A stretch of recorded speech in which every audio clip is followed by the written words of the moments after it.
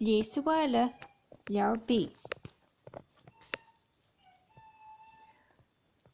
Domhnach, Casca, Easter Sunday. Easter Sunday. Domhnach, Casca.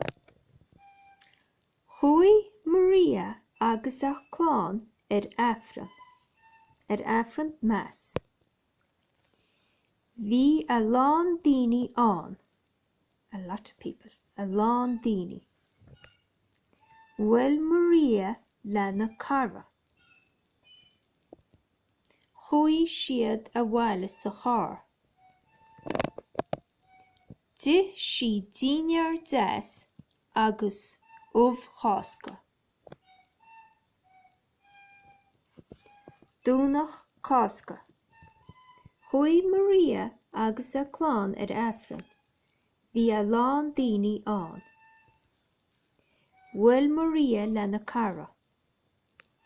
Chuaigh siad a Bhaile sa chár. D'fh sí daoinear deas agus Casca. Cá neachaigh Maria agus a chlán. Chuaigh Maria agus a chlán Afran Mass. Rá a lán daoine ann. Bhí a lán daoine ann. Cé leis a bhfuil Maria? Bhfuil Maria lena cara, her friend.